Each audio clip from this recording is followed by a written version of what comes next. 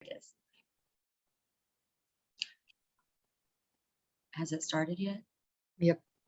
Oh, hi. I'm Mary Beth Anderson, and this is my mentor. Amanda Sullivan.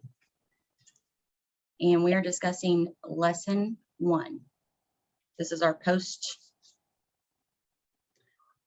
video conference. Yes. And so, Mary Beth, after going through this lesson, what is something that you thought went really well with this lesson? Something I thought really well is one of my students in there that rarely participates. I actually, at the beginning of the lesson, wasn't participating as much as before.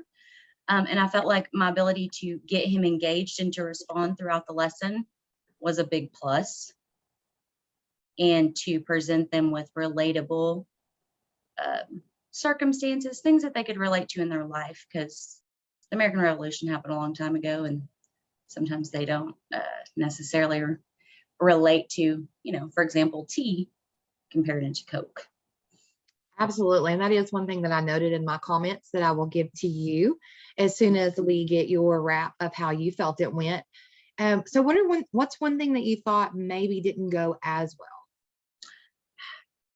I felt like the evaluation that I wanted to do for the students, it ended up being more of a whole group that I evaluated. Like, I let them contribute.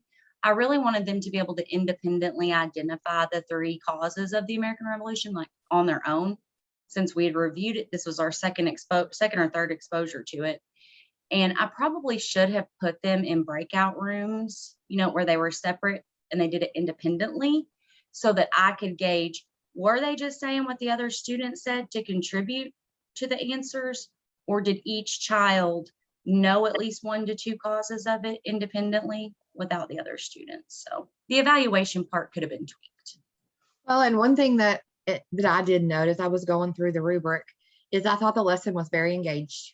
I thought the kids were answering. I did not pick up on students maybe getting the answer from someone else because they were kind of rapid fire. And with this level of students are very low, it was scaffolded very well based on the different level of needs. So I don't really think that might have been so much a weakness, because they did do that. It was more of a rapid fire.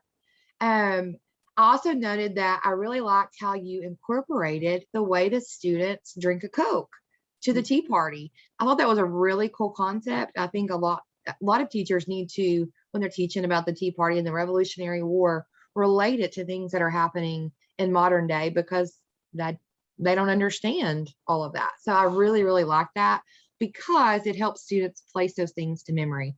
And I thought you did that very well. Now, one thing that I wanted you to see is that on the rubric is, even though you said you had some weaknesses, I felt that this lesson was very, very strong. I felt that you adjusted and you modified on the fly all the way through it. If a kid was kind of going off a different direction, you were quick to bring the student back around. So I did score you a 24 out of 24 on this lesson. It was very, very good. So good job. Awesome. Thank you.